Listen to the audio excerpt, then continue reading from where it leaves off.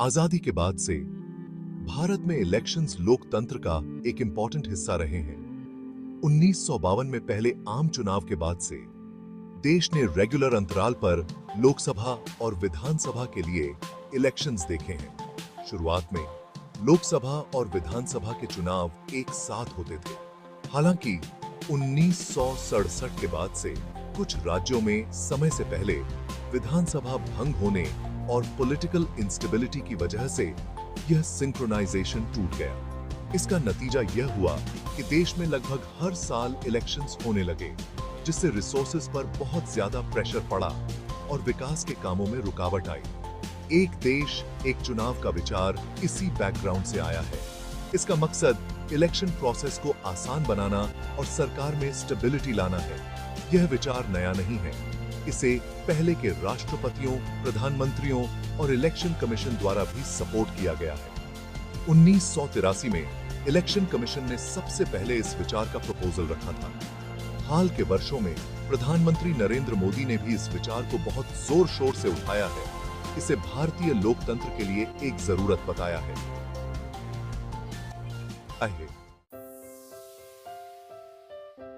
एक देश एक चुनाव के समर्थकों का कहना है कि इससे बहुत से फायदे होंगे। सबसे पहला और जरूरी फायदा है रिसोर्सेज की बचत। लगातार इलेक्शंस कराने से सरकारी खजाने पर बहुत ज्यादा बोझ पड़ता है। इलेक्शन कमीशन, सुरक्षा बलों और पॉलिटिकल पार्टीज द्वारा किए गए खर्च को कम करके इन रिसोर्सेज का इस्तेमाल शिक्षा, स्वास्थ्य सेवा और इंफ्रास्ट्रक्चर जैसे दूसरे जरूरी एरियाज में किया जा सकता है। दूसरा, बार बार इलेक्शंस होने से आचार संहिता लागू होती रहती है, जिससे विकास के प्रोजेक्ट्स में देरी होती है और नीतिगत काम रुक जाते हैं। एक देश एक चुनाव से इस रुकावट को कम करने और सरकारों को लॉन्ग टर्म पॉलिसीज पर ध्यान केंद्रित करने में मदद मिलेगी। तीसरा, एक साथ इलेक्शंस कराने से मतदाताओं में थकान कम होगी। जब लोगों को बार बार वोट डालने के लिए कहा जाता है, तो उनमें वोटिंग से उदासीनता आ सकती है। एक देश एक चुनाव मतदाताओं की भागीदारी को बढ़ा सकता है और लोकतंत्र को मजबूत कर सकता है। हालांकि एक देश एक चुनाव के विचार को कई चैलेंजेस का सामना करना पड़ता है। सबसे बड़ी चुनौती है भारत के संविधान में संशोधन की जरूरत। अभी लोकसभा या विधानसभा को उसका कार्यकाल पूरा होने से पहले भंग किया जा सकता है, जिससे उपचुनाव होते हैं।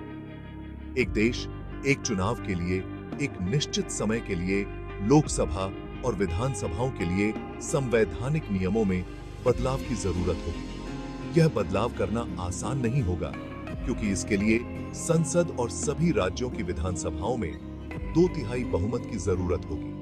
दूसरी चुनौती है पॉलिटिकल पार्टीज के बीच सहमति बनाने की।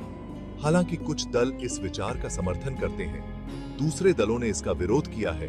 इसे अव्यावहारिक और भारत के फेडरल स्ट्रक्चर के लिए नुकसानदेह बताया है। विपक्षी दलों को यह डर है कि सत्ताधारी दल अपने फायदे के लिए इस व्यवस्था का गलत इस्तेमाल कर सकता है।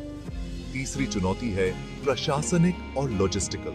भारत दुनिया का सबसे बड़ा लोकतंत्र है, जहां करोड़ों मतदाता हैं। एक साथ इलेक्शंस कराने के लिए बहुत बड़े स्तर पर तैयारी की जरूरत होगी, जिसमें बहुत सारे सुरक्षा बलों की तैनाती, मतदान केंद्रों की स्थापना और इलेक्ट्रॉनिक वोटिंग मशीन्स की व्यवस्था शामिल है।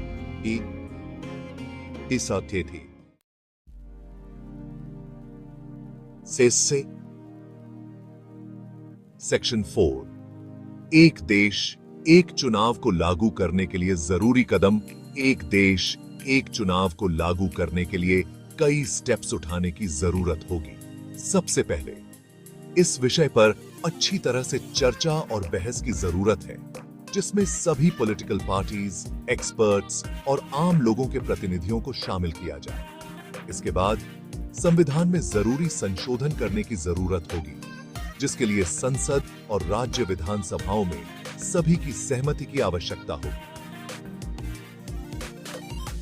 प्रशासनिक स्तर पर इलेक्शन कमीशन को एक साथ इलेक्शंस कराने के लिए एक पूरी प्लान तैयार करनी होगी। जिसमें मतदाता सूची को अपडेट करना, कर्मचारियों को ट्रेनिंग देना और सुरक्षा सुनिश्चित करना जैसे पहलुओं को शामिल किया जाएगा। इसके अलावा लोगों के बीच अवेयरनेस फैलाने और उन्हें इस बदलाव के फायदों के बारे में बताने के लिए एक बड़ा कैंपेन चलाने की जरूरत होगी। मई सेक्शन 5 दुनिया भर के उदाहरण और सीख। दुनिया भर के कई देशों ने एक देश एक चुनाव मॉडल को सक्सेसफुली लागू किया है।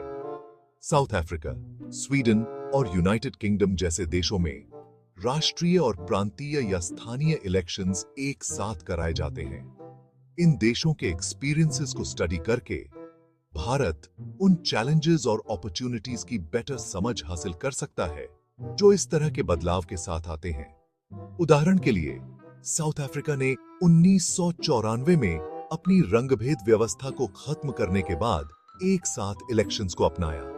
इससे देश को अपने लोकतंत्र को मजबूत करने और अपने लिमिटेड रिसोर्सेज का सही तरीके से प्रबंधन करने में मदद मिली है। स्वीडन में एक साथ इलेक्शंस की एक लंबी परंपरा रही है जो 1921 से चली आ रही है। स्वीडिश मॉडल ने पॉलिटिकल स्टेबिलिटी और नीतिगत निरंतरता में योगदान दिया है। इन उदाहरणों से पता चलता है कि एक देश एक चुनाव एक प्रैक्टिकल सिस्टम है जिसे भारत जैसी विविध आबादी वाले देश में भी लागू किया जा सकता है।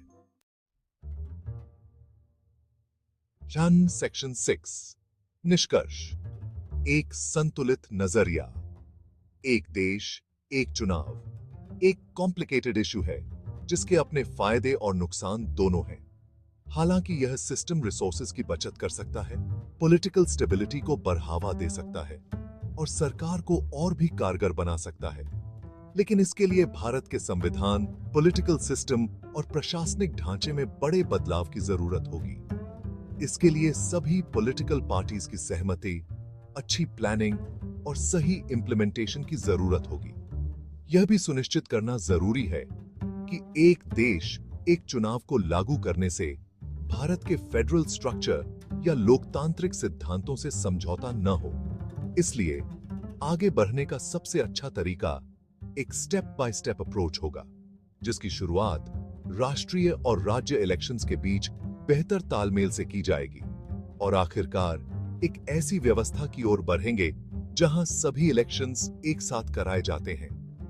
यह सुनिश्चित करने के लिए सभी स्टेक होल्डर्स के बीच अच्छी चर्चा और सहमति की जरूरत होगी कि एक देश एक चुनाव भारत और यहां के लोगों के लिए फायदेमंद हो।